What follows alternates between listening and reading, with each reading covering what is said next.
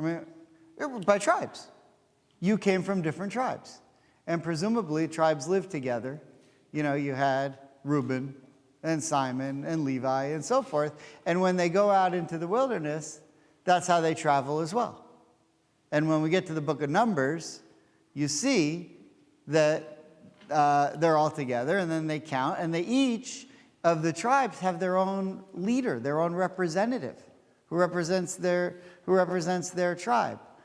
We see at the golden calf that the Levites weren't involved. When you had the 12 spies, that one spy was taken from each tribe.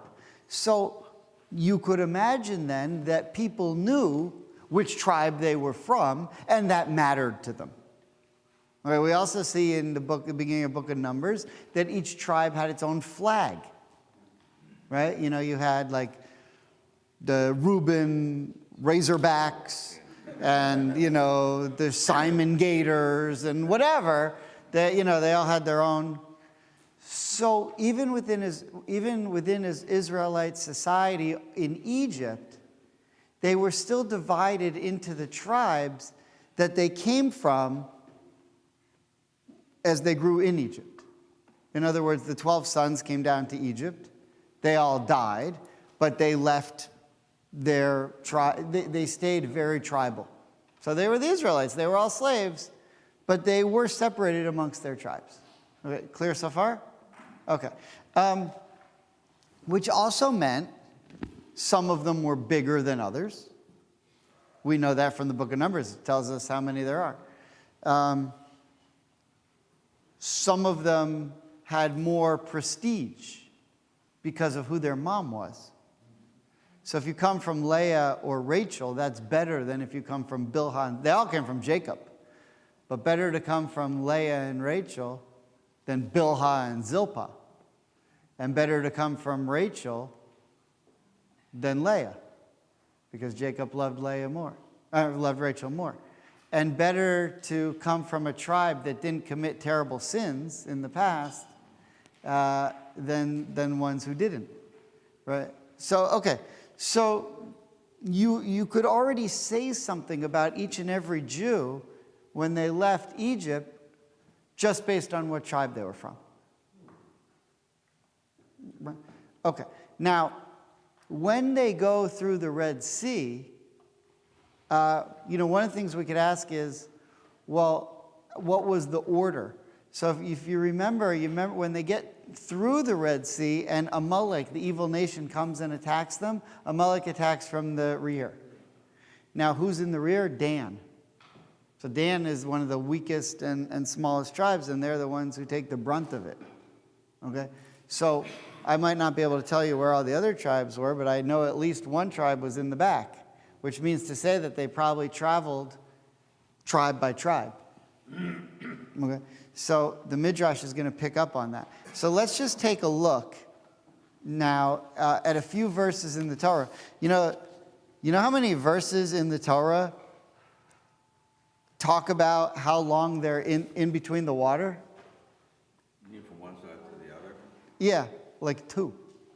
So let's take a look at it. You'd think, all right, there's a lot going on. This is pretty cool. There's water there, we're here, Egyptians are back there. There's something to say. No. Okay, we're here, we're there, let's move on. That's it. It's pretty quick. Okay, so let's take a look at it. Exodus 14.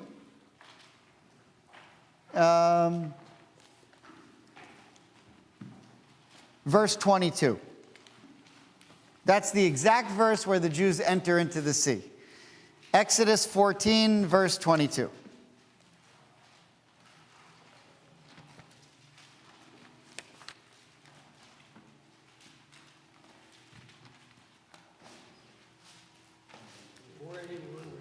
$481. Okay. Okay. Anyone have it? Okay. So do you think it's fair to say, hey, look who's here. Shalom Aleichem. See, welcome home.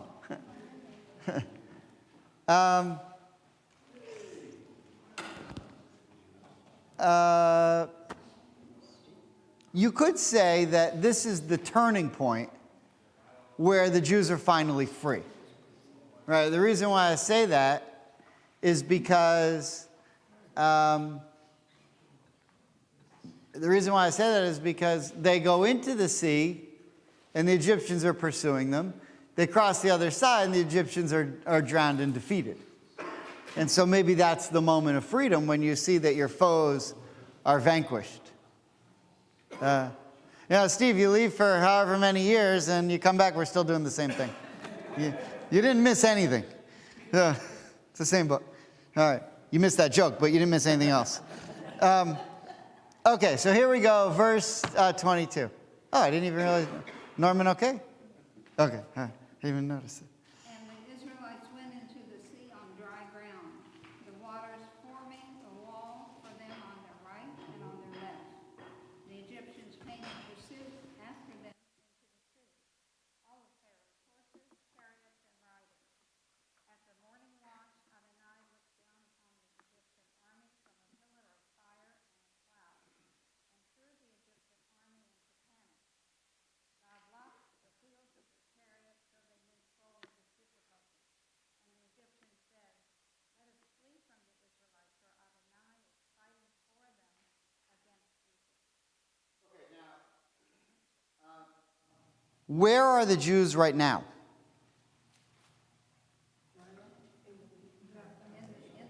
Well, they're always on dry land, right? Except for Nachshon, who has a Micha Mocha moment, but when he's in the water for a minute. But where are the Jews right now at the end of verse 25? You would think they're in the sea, right? But look at verse 26. Moses is about to collapse the waters and destroy the Egyptians, which must mean what? They've already come out. So the Torah never mentions their exit. Do you see that? You like that? Okay. The Torah never mentions the exit. So, how many verses then are they actually in the sea? I mean, so verse 22, they're in there. And the water is like a wall on their right and on their left. Verse 23, the Egyptians come in. And in verse 24, God looks down and sees them there and makes them get stuck. So I don't know in verse 25 if the Jews are out yet or not. They may or may not be. But what I do know is even if they're still in there, the Egyptians can't get to them because God confounds their movement. But by verse 26, they're out. And so the whole experience of the Jewish people in the water, or in between the waters, is pretty short. That's the whole thing. So if you asked, what happens to them while they're in the water? What do they see? What do they experience? What do they talk about? There's not much in the Torah to go by. That's what we have so far. Comes the Midrash, if you look on the sheet now, and says something very interesting. So the Midrash is assuming that they are traveling tribe by tribe. And as they enter the water, they're still tribe by tribe. And now, Kenny, would you mind reading Pirkei de Rebbe Eliezer, 42? I know what some of you are thinking. 41 is the more interesting section. I don't even know why I put the numbers, but they exist. 42, okay.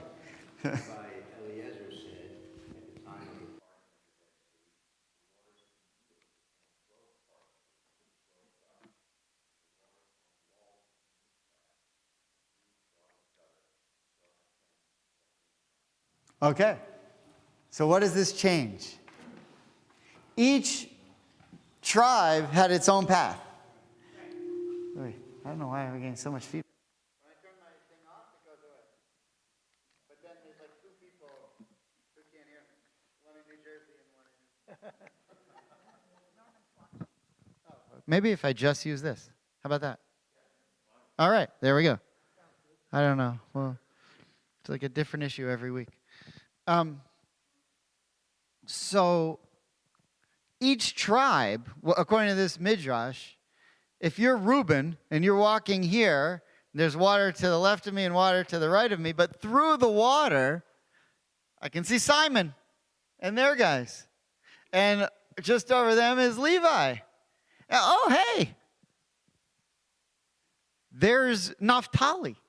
And we all see each other. So we can see each other, but each tribe's having its own private experience. That's what Pirkei de Rabbi Eliezer, that's what the Midrash is arguing. Richard?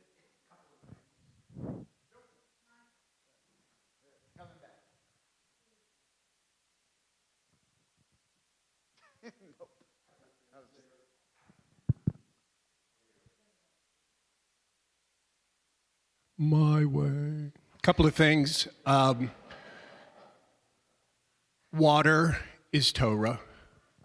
And the idea of being led from slavery to freedom through and by Torah is powerful to me. Oh, wow, very nice. There were two others I forgot. And what? Oh, okay, that was good. So, yeah. Yeah. How does the Rebbe here determine that they were done? Does he just make that up, or? What do you think rabbis do for a living? They just make it up. No, so there's a good question. Well, what is midrash? Midrash is that not everything is there are plenty of gaps in the Torah. There are plenty of places in the Torah where the Torah makes no sense. And so the rabbis try to explain, how do you fill in those gaps? So where do they get the information? Sometimes they get the information from inferences in the Torah. Sometimes they get the information from what's called oral tradition. That it was passed down by Moses orally. And that's where a lot of Jewish tradition comes from. That's where the entire Talmud and Midrash come from. At one point, they were in an oral form, and eventually they were written down. So you could look at it two ways. One way you can look at it and say, yes, this is what happened. There were 12 different paths of water. Or you can look at it and say, I don't even know if there ever was a sea that split. How do I know?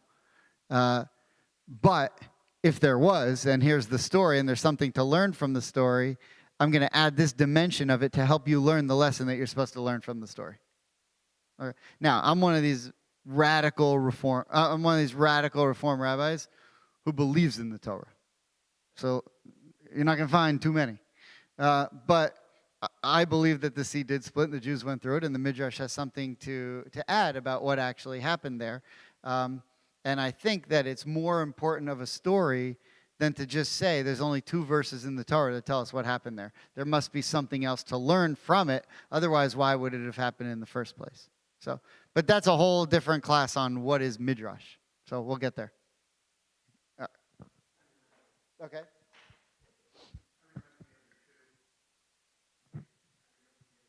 There we go. I remember the other two. And I'm only offering them because I think they might enrich our conversation as we go forward. The second one, in addition to the water as a reflection of Torah and protecting the Jews as they pass from slavery to freedom, was the idea of a wall. Walls are huge. Walls are important. They separate, they protect. But the walls of water and walls have served Jews, and I'm thinking of the wall in Jerusalem. And facing the wall and recognizing the history and the traditions associated with the wall. And then the last thing was streams of Judaism have been a part of us, apparently, to the Midrash from the very beginning. So we're meant to have streams, perhaps. Very nice, very nice. Now, if you look at the word in Hebrew for wall, there are lots of different ways to say wall. The one you're probably familiar with is kotel. But there's also, if you look in verse 29, it says the last three words, V'hamayim lahem choma. Choma is a word that means wall, and it's a word that you all know because of Nomi Shemer, right? Uveli ba choma, right? Yerushalayim shel Zion. You know, at the end it goes, Uveli ba, and in its heart, choma, there's a wall, the kotel, Yerushalayim shel Zahav, right? Choma, a wall. Okay, if you look, Maimonides wrote a lot of stuff. One of the things, we usually look at his Mishnah Torah, but he also wrote a commentary on the Mishnah. And on Pirkei Avot, in the Mishnah, he wrote this. Judy, would you mind reading the second source, the fifth miracle?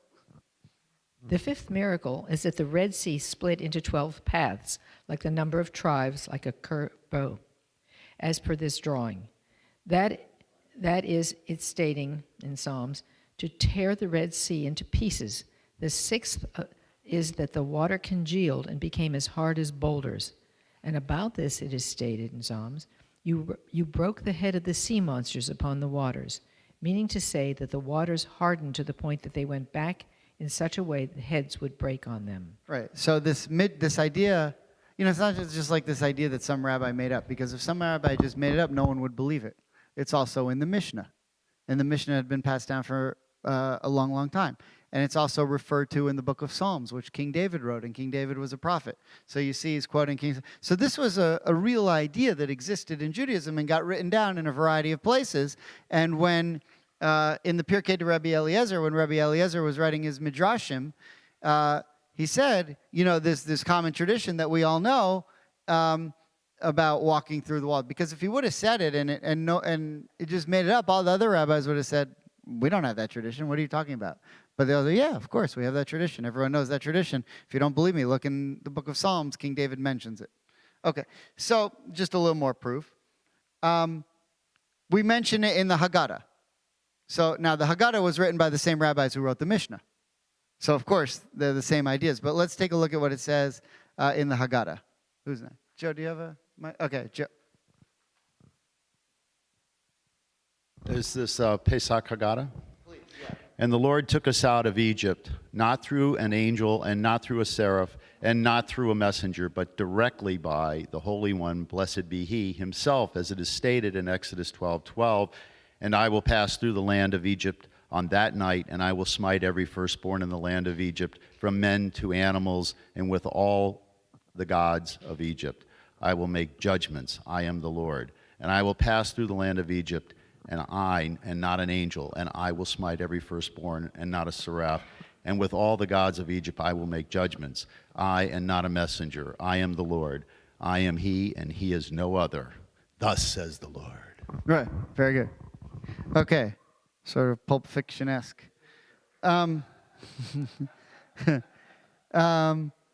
So now, this is a little unusual because we're used to believing that it was the Malach HaMavet, the angel of death, who came and killed all the firstborn. But in theory, it's, you know, everything is, Maimonides called God the unmoved mover, but everything is moved by God. Everything is caused by God that happens, including now how the Red Sea parts in different ways, which means to say that as God was splitting the Red Sea into a variety of different paths, he did it for a reason.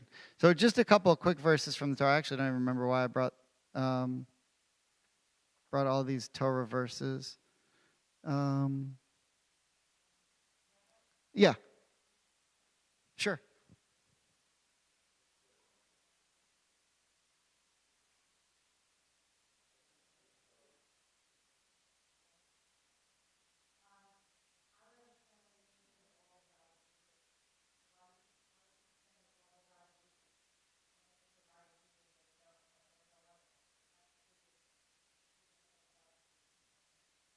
Oh, so, I mean, there are gods of Egypt who have names. We don't believe they exist, but they had them. there was the sun god, and there was the, most of them are wide receivers now for the Detroit Lions. It's Amon-Ra and whatever. It's amazing. There's a guy named Amon-Ra St. Brown. His first name, he's an Egyptian god. His last name, he's a saint. His middle name is Yehoshua.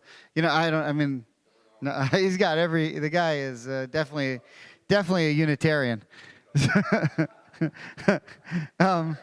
But yeah, so the whole idea was that each one of the plagues was about defeating one of the so-called Egyptian gods, but not that they're actual gods. It's just the Egyptians thought they were. And maybe the Jews did too, because the Jews were worshiping idols as well. And so they needed to be convinced that they didn't exist. I'm trying to remember. So just a couple of verses from Exodus. I'm trying to remember why I even brought them. But Moses said, "Thus says the Lord, toward midnight I will go forth from..." I guess just more proof that it's just God that's doing this. Because, we think of the angel of death, but right here in Exodus 11:4, God says, no, it's going to be me that goes out. I'm going to be the one that kills the Egyptian firstborn. And then later on, Exodus 15, after the Red Sea splits, the Lord is my strength and might. He has become my deliverance. This is my God, and I will enshrine him, the God of my father, and I will exalt him. Okay. I think I do know. I should have put this later on because there's some other things to get to help make this make more sense. Although let's take a look at let's just take a look at the Rashi on 15:2. So this is my God. What does that mean? In his glory did God reveal himself to them, and they pointed to him, as it were, with the finger exclaiming, "This is my God." A maidservant beheld at the Red Sea what even the prophets never saw. Okay, so what do you think that means? What we're trying to get to this idea of what happened in the Red Sea. What was so great about the splitting of the Red Sea? So the first thing, we had a couple of verses that tell us this is actually God doing it. There's no angel, there's no intermediary. This is God splitting the Red Sea.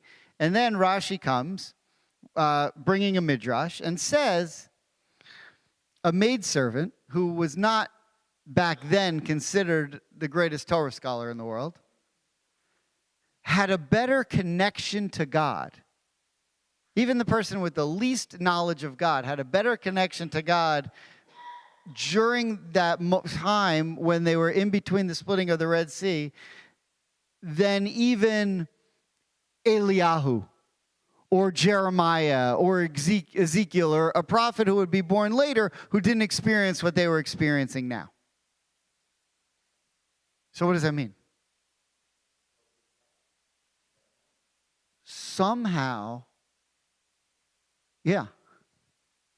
Like if you said to, Nancy.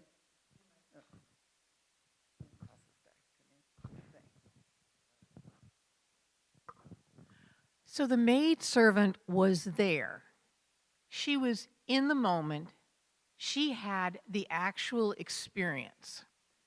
Whereas the prophets have second or third hand, and they may have enlightenment and a connection, but they don't have that actual moment of awe, of fear, of trembling, of wonderment, most of all, of wonderment that God cares about me.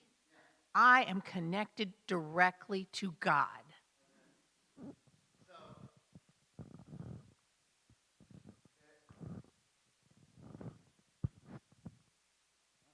I don't know who to go to first. But Moses was a prophet. So Moses was a prophet, and Aaron, and they were there. And so the maidservant had more knowledge than even Moses or Aaron? Comment on that. The maidservant is the lowliest of the low there. She's female, she's a servant, and yet even she is moved by this. Other prophets who spoke to God but didn't see this. Later prophets. Yeah. But the idea is that everyone, even the lowest of the, is touched by it. Very good. Behind you?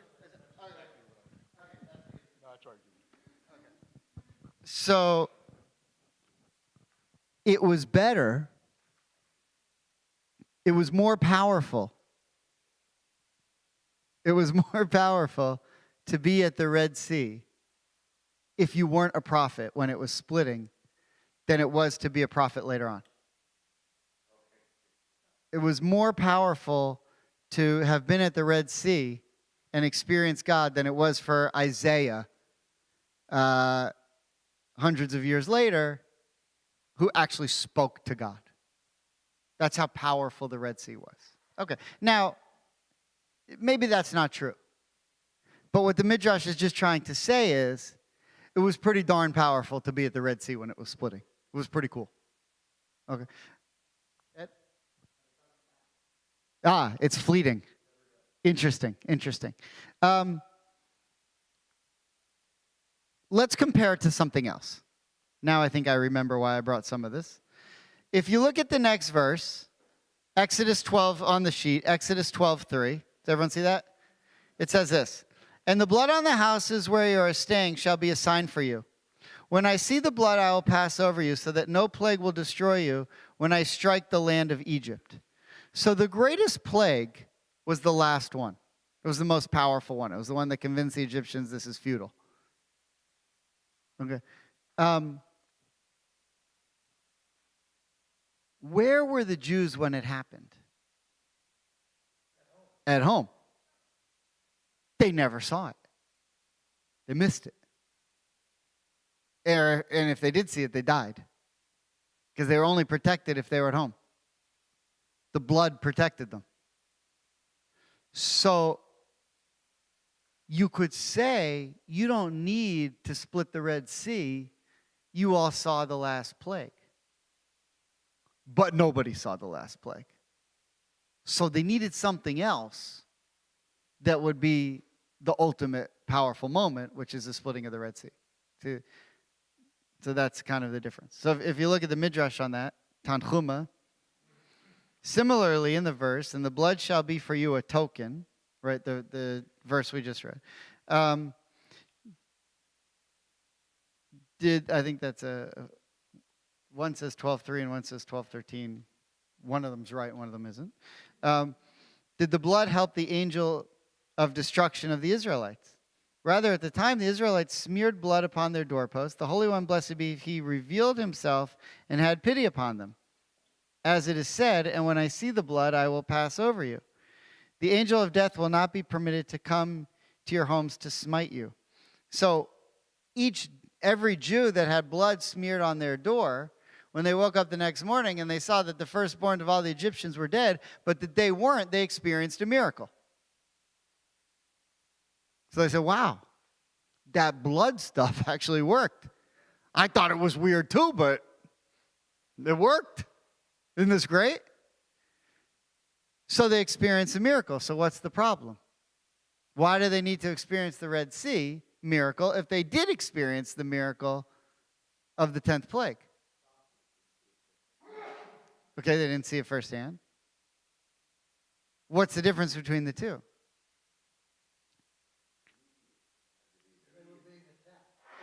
Right. One was the home was an individual experience. But the Red Sea was all the Jews together. You see the difference? Okay. Talmud. Sota 37a. Rabbi Yehuda said to Rabbi Meir, "That is not how the incident took place. Rather, the tribe said, 'I'm not going into the sea first.' And that tribe said, 'I'm not going into the sea first.' Then in jumped Nachshon, right? From the tribe of Judah, Nachshon ben Aminadav, and he descended into the sea first, accompanied by his entire tribe, as it is stated, 'Ephraim surrounds me with lies, and the house of Israel with deceit, and Judah is yet wayward toward God,' which is interpreted homiletically as, 'And Judah descended,' Rod went down with God." So what we know is We knew before that Dan came last, and now we know that Judah came first. By the way, who built the tabernacle? Who are the two guys?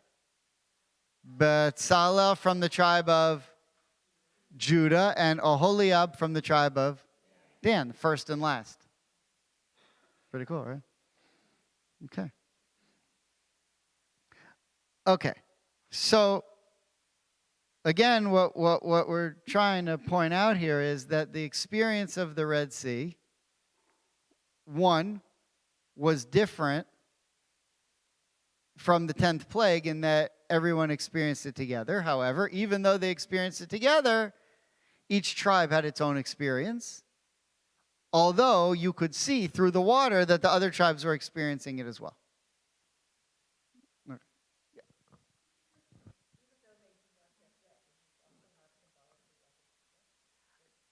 Look, they wore goggles because some of the, there sometimes there's like drops that can't. No, I don't. It's an interesting idea because, yes, you're totally so the question at home was, isn't this like a mikveh? And the answer is yes. Now they had their clothes on, so it wasn't like you're completely being surrounded by the water, but it's a communal experience. And everyone can't go through naked because that's not proper. So they have to have their clothes on, so they're not going to get all wet. But there is this cleansing moment, right? What was just thinking about this the other day.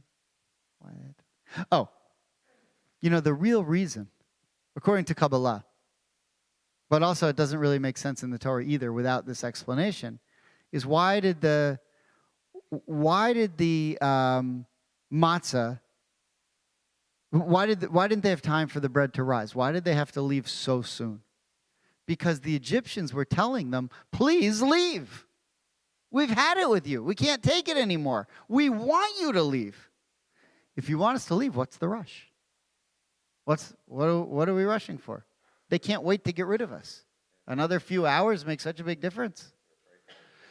So the Kabbalistic answer is the Jews had reached the 49th stage of impurity.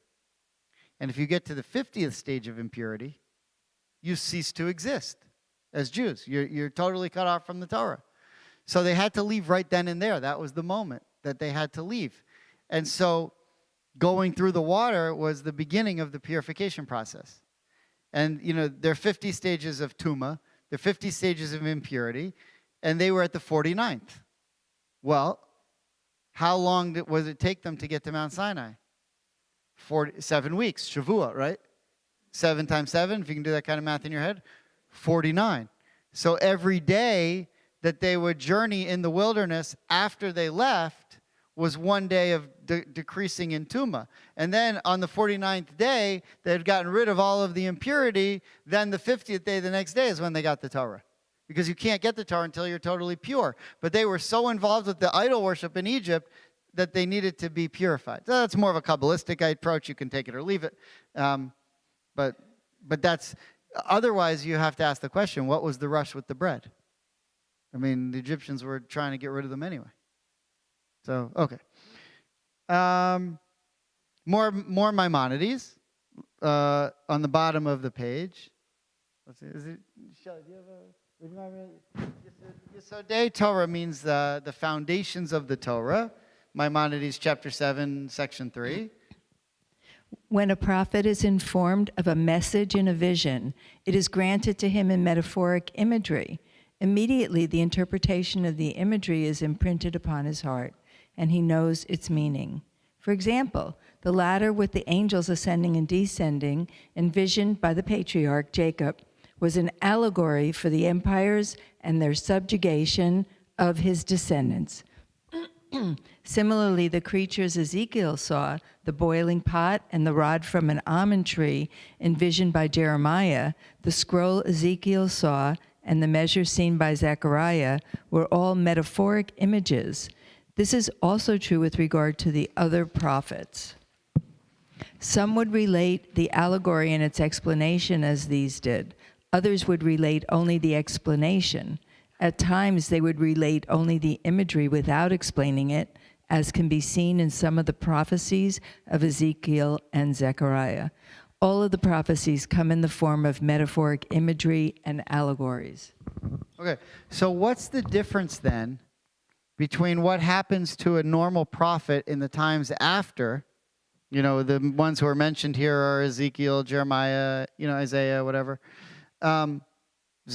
Zechariah. What's the difference between that experience and what the Israelites experienced at the Red Sea?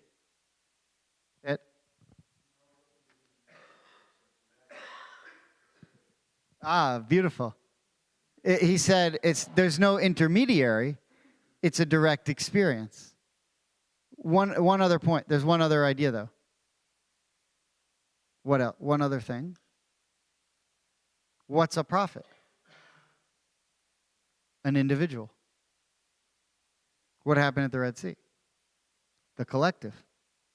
So if you would have written about this in the Torah and said, well, we all went through the Red Sea, but it didn't really happen, someone in the next generation might have said, my parents were there. Never mentioned it. Never heard of that.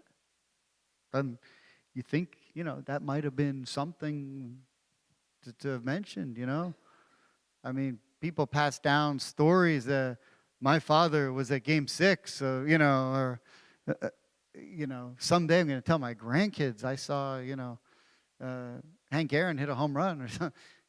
You might have, sitting around Passover one year. Yeah, right. But, you might say, sitting down to the Seder, reading the story, the Jews go, I was there when the sea split. Wow, you don't say, really? That happened? But no one ever mentioned it. But, everybody saw it, otherwise it wouldn't be believable.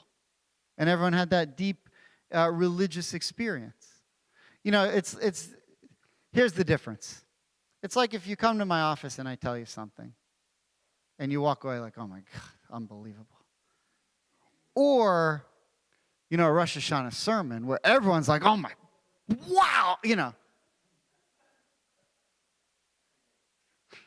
All right. It's not exactly like that. It's not exactly like that. It's the way I dream it. That's the way I dream it. All right. Okay, next source from the Talmud. Psachim.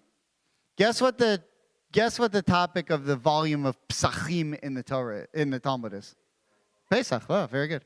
Okay. Colleen, would you mind? Or her? Hillary? What it is not. What is it not the case that they eat the Paschal lamb on the roof and say Hallel on the roof, which would mean that roofs have the sanctity of Jerusalem? No, there is no proof from here. They eat on the ground and they say Hallel on the roof. Is that so? But didn't we learn in a Mishnah, we do not conclude after eating the Paschal lamb with afikomen? And Rav said that this means that after eating the Paschal lamb, one may not uproot themselves from one group to another group. This would indicate that one must complete the entire Passover Seder in one place. It is not difficult. Here, where it says that one may not change places, it is during the time of eating. There, where it says they would say Hallel on the roof, it is not during the time of eating. Okay, so that obviously makes no sense unless you have the context, but here's the idea. So there are rules for eating the Passover Seder. And the rule is, so people used to have homes, and on the top of their home, they'd build like a parapet around it, and that was called like a bonus room. Right? You could go up there, and that was a bonus room. And so, if you're selling your home in ancient Jerusalem, one room, 12 square feet, good view of your neighbor's house, which is right on top of your house, plus bonus room, right? Which is the same on Zillow, the same description of every single home in Jerusalem. Okay. But so people use, the point is people use the roof as more space. And the question is, are you allowed, so Hallel, you know, is part of the Seder. And there's a point in the service after you eat where you do Hallel. And so the question is, can you eat in your room downstairs and then go up and have like a view of the Holy Temple and say Hallel up there from your roof? And so the rabbi said, well, wait a minute. You're not supposed to leave the table where you're eating until you've completed the entire Seder, which must mean that no, you're not allowed to go up there and do Hallel. So then the rabbis say, well, no, that's not really a problem, because what we're saying is, no, you're not allowed to leave your table while the meal is still being served and people are still eating. But once people are still eating, then you are allowed to go up to the roof and say Hallel. Now, that's just a halakha. That's just Jewish law. But why do I care about that? Because I'm trying to figure out the question of why would someone want to be in a different setting for Hallel than he is for the rest of, or she is for the rest of the Seder. Okay, clear so far? We don't have an answer. Is the question clear? No? No. Okay. One more time. Oh, it's okay, all right. So in other words, clearly, based on this halakha, on this halakha means law, based on this law, there was the desire for some people to want to offer the Hallel praises on their roof as opposed to downstairs where they were eating. We don't know why yet. Presumably so they could see the Temple Mount. Because we're talking about, Jerusalem here. If you look in the second line, it says, which would mean the roofs have the sanctity of Jerusalem. So, is there something special, even if you're in another city, I guess, about being up on the roof? And, the original assumption is no, it's the Seder table that's the holy spot. Why would the Seder table be the holy spot? Because that's where the meat is. What's the meat? The meat is what was just offered in the Holy Temple. And so you now have on top of your Seder table meat that had come from the Holy Temple. Or if you live after the times of the Temple, the shank bone represents that. Right? That's what the shank bone is. That's what makes the Seder plate holy. The Seder space holy. Okay. Next Mishnah. Next Midrash. Tana debe Eliyahu Rabbah 23. Even King David praised those who left Egypt, that the single mitzvah they had was more pleasing to God than the multitudes of our mitzvahs. And what was the mitzvah that was in their hands? That they should gather together as one group and form a covenant that they will do kindness to one another. So according to King David, the mitzvah of leaving Egypt, what was so great about it was that it was done together. And if you don't have that, all the other mitzvahs combined won't make up for it. So if you wanted to be a Jew on your own, and go live in Antarctica or something, and be the only Jew there, you shouldn't do that. You also have a problem there with the candle lighting. Because, this was once asked to Rabbi Soloveitchik. I think it was Rabbi Soloveitchik. Someone asked him, what do you do if you live in Antarctica and the sun doesn't set on Friday night, at all? And his response was, there's some place that Jews shouldn't live. Someplace, so don't live there. Or go there only during the week, He was a funny guy. He also, my favorite thing that he said was, I heard another rabbi say that he said this once. During COVID, they said, is it better to be in a minyan, or is it better to risk getting COVID? So they said, well, what would Rav Soloveitchik would have said? What would he have said? So you know what it means? It's usser. You ever heard that expression? It's usser. It's usser means it's forbidden. So he said, well, he didn't have a ruling on COVID because he never lived in that area, but he did say it was usher to be stupid. It's forbidden for a Jew to be stupid. So so no, don't, try not to get killed by COVID if you can. Yeah, it's usher to. All right. Mechilta de Rashbi. Who's Rashbi? Rabbi Shimon Bar Yochai. Right? He was the founder of Kabbalah, the rabbi who hid out in a cave 2,000 years ago when he was hiding from the Romans, and God came to him and revealed all the Kabbalah to him. And eventually what was revealed to him 1,200 years later got written down, and that's called the Zohar. Anyway, he's a rabbi. And he says this in the Midrash. And you shall tell your children, because of this, God did for me taking me out of Egypt.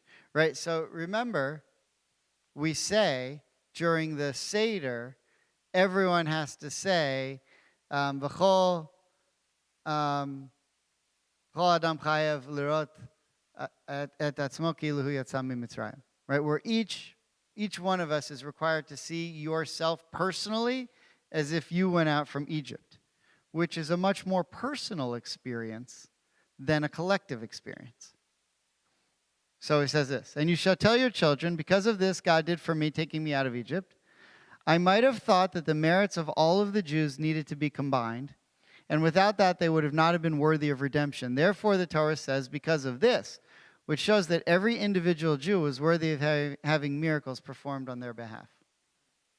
So there's a tension here, right? King David says,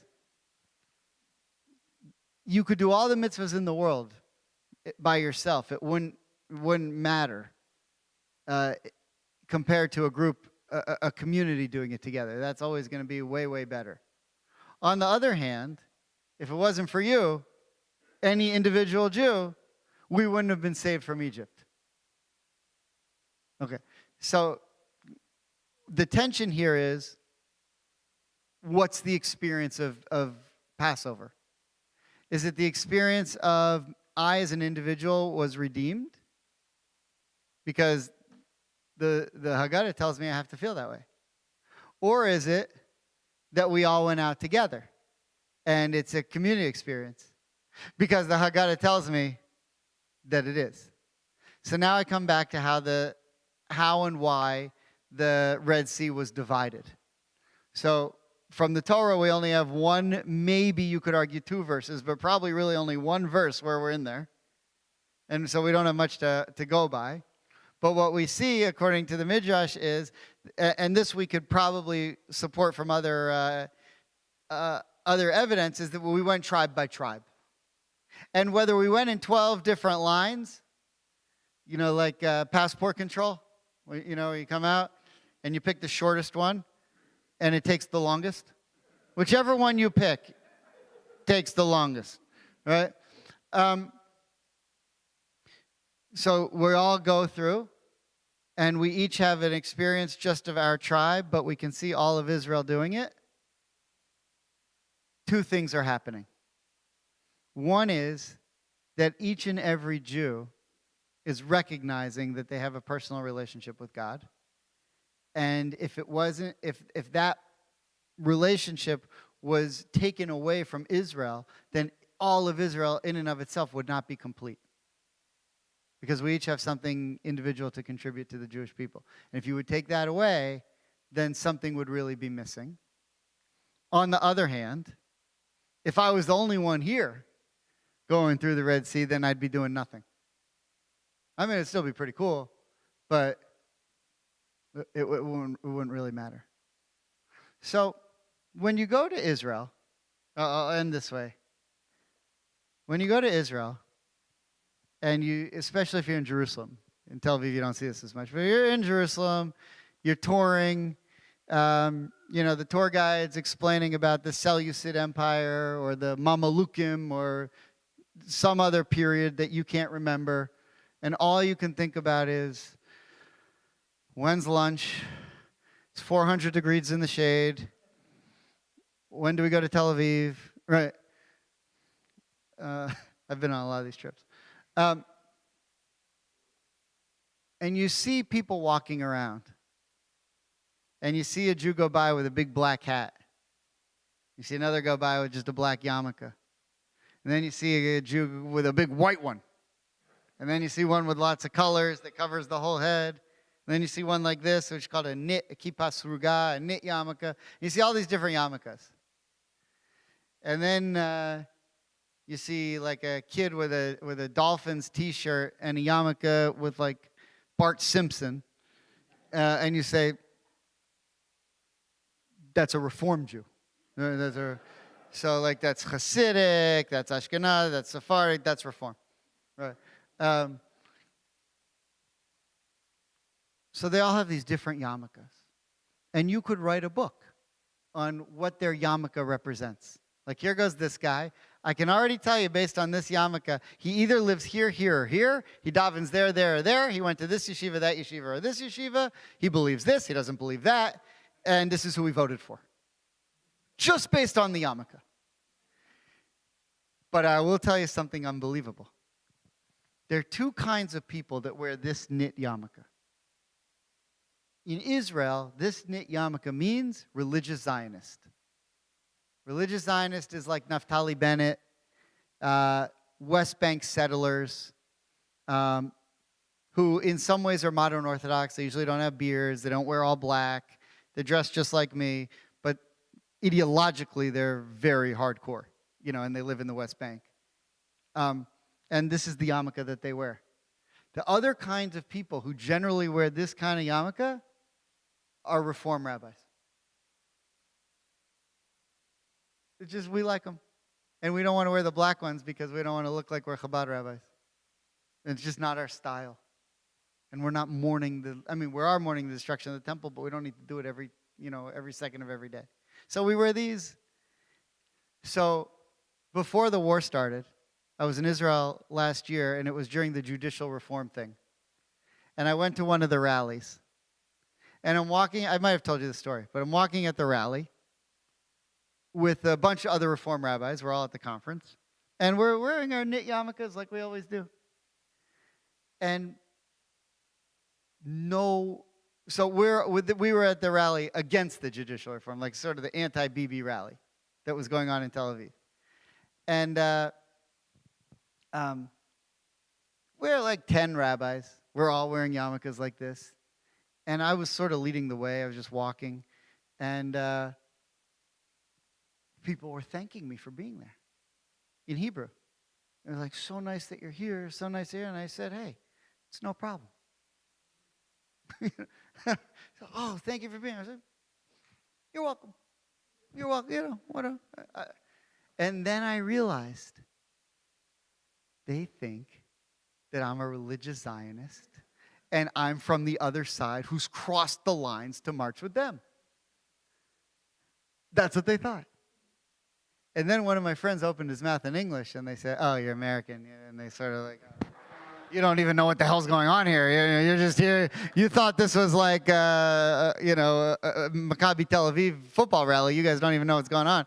But for a moment, they saw a glimmer of Israel coming together. And I'm like, no, it's just us Reform rabbis. We don't even know, who BB is. We know a little bit. So it was really funny. But why do Reform rabbis and religious Zionists wear this kind of yarmulke?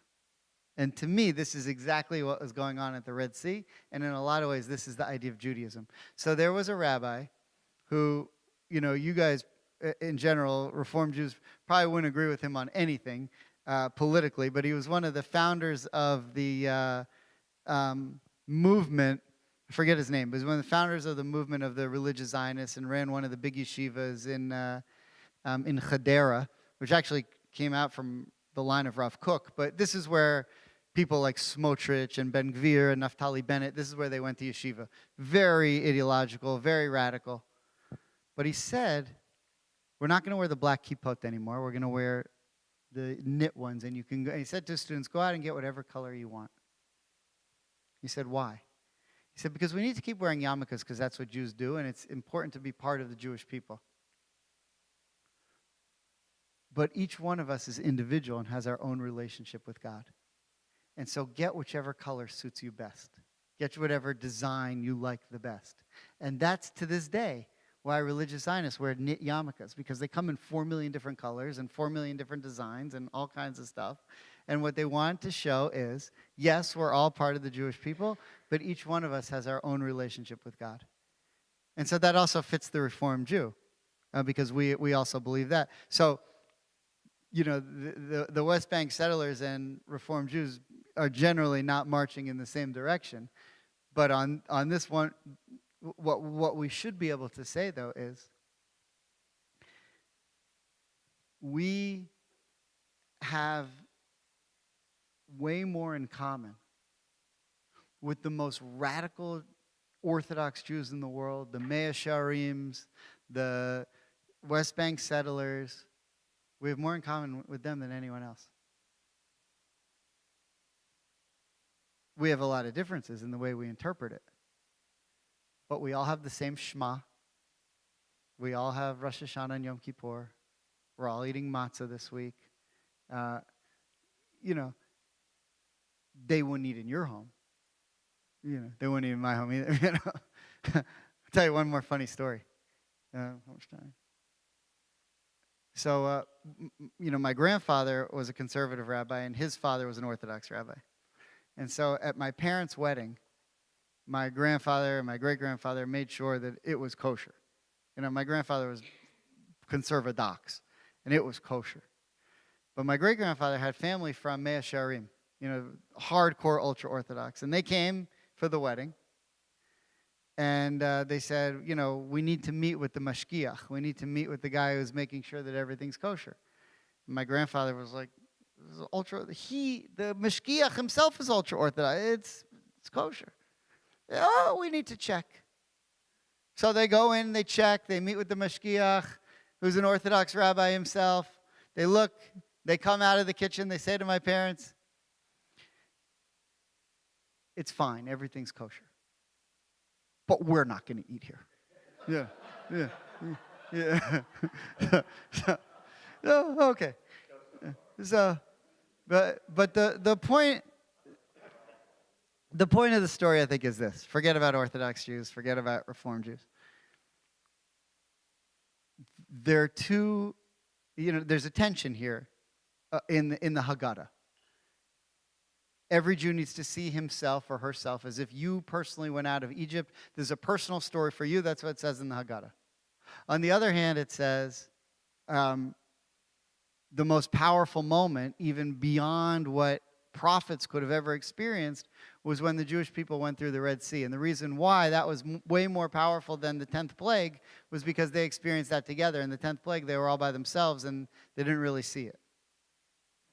And so the tension that exists is basically two sides of the same coin. You can't be Jewish by yourself, but you are a Jew by yourself. You make your own decisions. You guide your own paths. You decide, I mean, this for Reformed Jews, this speaks to us. You decide which mitzvot are important. You determine how you're going to keep kosher. You determine, you know, what you're going to do and what you're not going to do and what you believe and what you don't believe. Fine. But if you do that by yourself, it doesn't work. You have to have the community that goes with it. And so each tribe knew, as they were walking through the Red Sea, I'm experiencing this and I can't believe it. But I'm in this particular line for a reason, because this is my community. And so, you know, we say to ourselves, we study Torah, we want to learn what we do what we do. But Temple Beth Am is the line that we march with. And the standards of this community, we have to fit into, even with whatever you know, predilections or desires we have as an individual. So, in the final analysis, the reason why there was the splitting of the Red Sea was to teach us these two lessons. You can't be Jewish on your own, but you still have a responsibility to be Jewish on your own. Okay. Shabbat Shalom. Modim L'Simcha.